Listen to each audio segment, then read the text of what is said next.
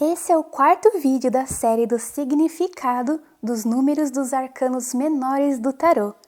Caso ainda não tenha visto os outros, que é uma sequência, dá uma olhada na playlist que eu deixei no card, porque é importante você ver na ordem correta para entender certinho a lógica por trás da estrutura dos arcanos menores do tarô. E nesse vídeo você vai entender a mensagem que os arcanos de número 4 têm pra gente quando aparecem durante uma leitura. Já tá com seus arcanos menores em mãos? Então, vamos aos estudos!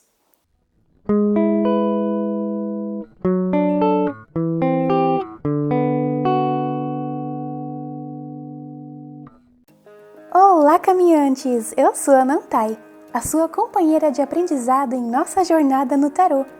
E nesse vídeo você vai dar mais um passo ao entender a mensagem que os arcanos menores de número 4 têm pra gente no tarô. Depois eu vou falar um pouco sobre elas em cada naipe pra gente unir o que eu ensinei no vídeo dos naipes com o conceito do número 4, ok? Então, eu vou fazer uma recapitulação rápida.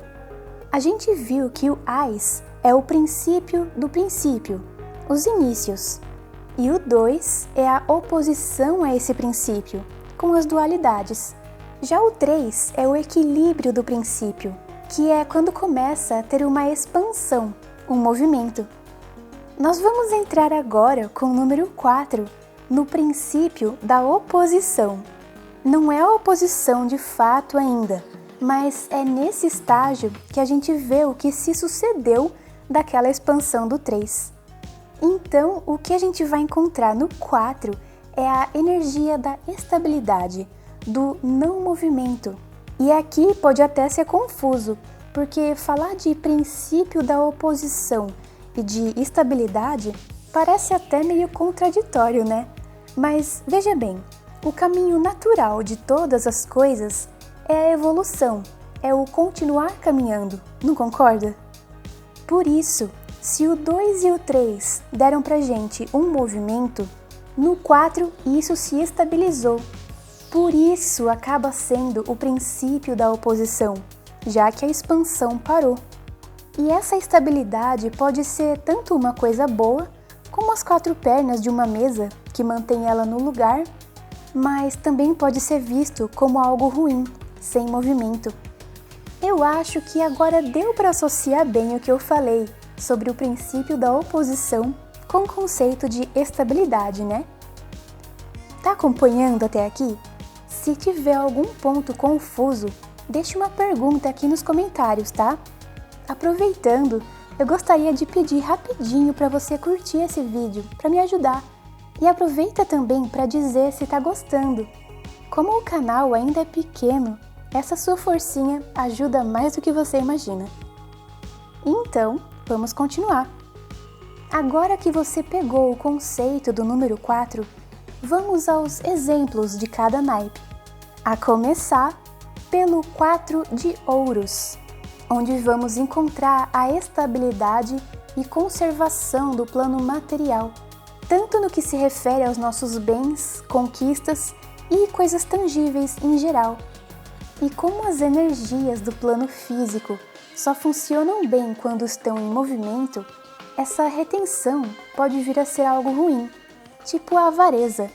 Inclusive, muitos decks de tarô representam o 4 de ouros como alguma coisa relacionada à avareza e egoísmo mesmo, como você está percebendo aí nas cartas que eu estou mostrando. Mas é claro que essa coisa de significar o egoísmo vai depender da pergunta, né? Se, por exemplo, eu perguntasse o que eu preciso fazer para que não tenha prejuízo esse mês e saísse o 4 de ouros como resposta, então não seria algo ruim, pois estaria recomendando que eu guardasse meu dinheiro, que eu não fizesse investimentos nesse momento, essas coisas. Ou também poderia significar um período em que finalmente o consulente teria a estabilidade desejada, seja na questão do dinheiro ou em qualquer coisa relacionada ao plano material.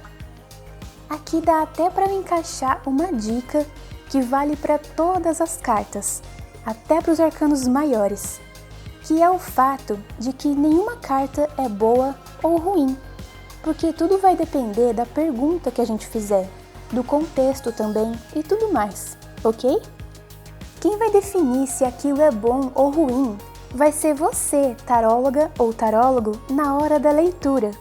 E para isso você pode confiar na sua intuição. Agora o 4 de espadas, que é a estabilidade no plano mental. O que você acha que poderia significar isso?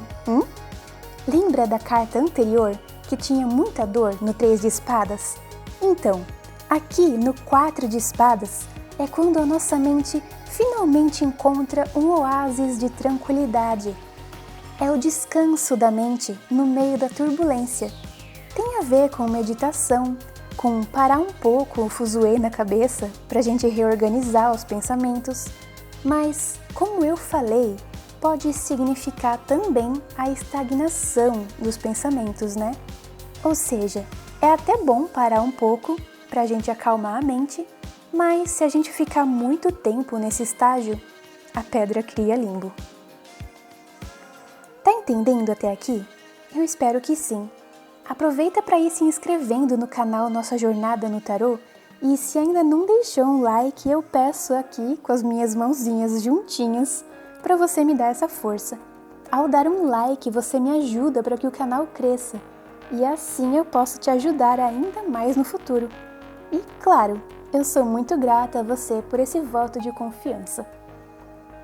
Então vamos voltar agora para o 4 de copas, que é a estabilidade emocional ou até estagnação emocional, né?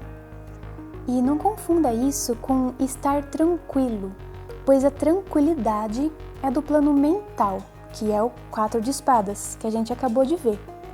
A estagnação emocional é diferente.